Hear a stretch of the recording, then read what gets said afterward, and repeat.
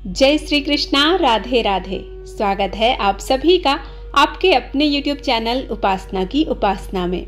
आज के वीडियो में आप सुनेंगे पुरुषोत्तम मास महात्म्य के 6वें अध्याय की कथा। इससे पहले की कथाएं यदि आपने अभी तक नहीं सुनी है तो कृपया चैनल पर जाकर उन कथाओं को भी जरूर सुनिएगा और उसके लिए आप चैनल को सब्सक्राइब भी कर लीजिएगा और वीडियो पसंद आते हैं तो लाइक जरूर कीजिएगा। आइए अब 6वें अध्याय की कथा का रसपान करते हैं। नारद जी बोले, भगवान गौलोक में जाकर क्या करते हैं? हे पाप रहित श्री नारायण जी, मुझ श्रोता के ऊपर कृपा करके आप कहिए।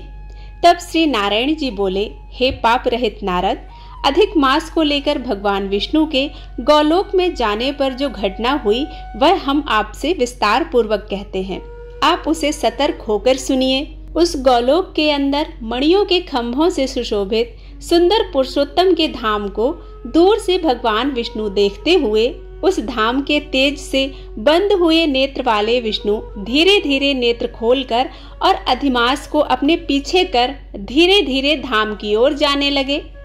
अधिमास के साथ भगवान के मंदिर के पास जाकर विष्णु अत्यंत प्रसन्न हुए और उठकर खड़े हुए द्वारपालों से अभिनंदित भगवान विष्णु पुरुषोत्तम भगवान की शोभा से आनंदित होकर धीरे धीरे मंदिर में गए और भीतर जाकर शीघ्र ही पुरुषोत्तम श्री कृष्ण को नमस्कार करते हुए गोपियों के मंडल के मध्य में रत्नमय सिंहासन पर बैठे हुए कृष्ण को नमस्कार कर पास में खड़े होकर विष्णु जी बोले, गुणों से अतीत गोविंद, अद्वितीय अविनाशी, सूक्ष्म विकार रहित, विग्रहवान, गोपों के वेश के विधायक, छोटी अवस्था वाले, शांत स्वरूप, गोपियों के पति, बड़े सुंदर, नूतन मेघ के समान श्याम, करोड़ों कामदेव के समान सुंदर, वृंदावन के अंदर रास मंडल में बैठने वाले, पीत रंग के पीतांबर से शोभित, सौम्य भौहों के चढ़ाने पर मस्तक में 3 रेखा पड़ने से सुंदर आकृति वाले, रासलीला के स्वामी,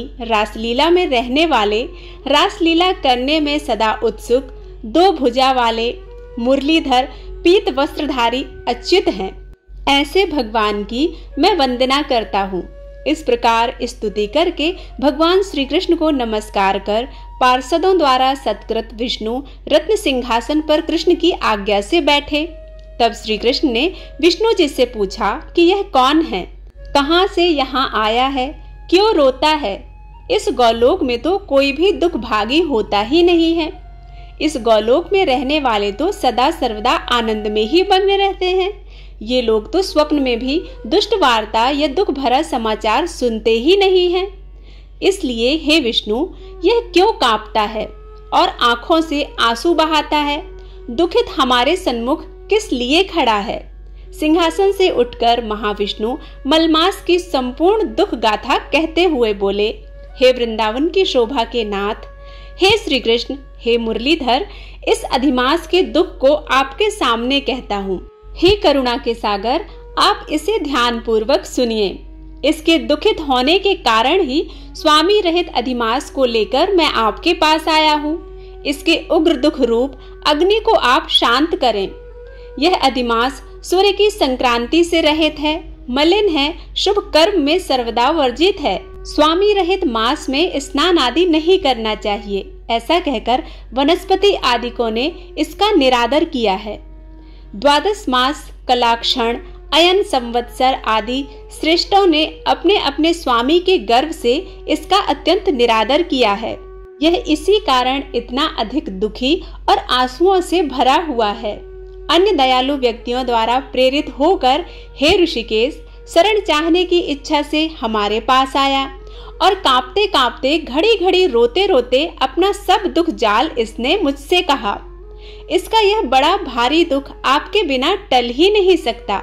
इसलिए इस निराश्रय का हाथ पकड़कर आपकी शरण में लाया हूँ।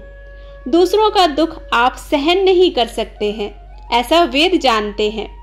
वेद के जानने वाले लोग यही जानते हैं कि आप दूसरों का दुख सहन कर ही नहीं सकते। इसलिए इस दुखित को कृपा करके सुख प्रदान कीजिए। हे जगतपति, आपके चरण कमलों को प्राप्त प्राणी शोक का भागी नहीं होता है, ऐसा वेद जानने वालों का कहना है। यह कैसे मिथ्या हो सकता है? मेरे ऊपर कृपा करके भी इसका दुख दूर करना आपका कर्तव्य है, क्योंकि यह सब काम छोड़कर इसको लेकर मैं आपकी शरण में आया हूँ। मेरा आना सफल कीजिए। बारंबार स्वामी के सामने कभी भी कोई विषय न कहना चाहिए, ऐसी नीति के जानने वाले बड़े बड़े पंडित सर्वदा कहा करते हैं।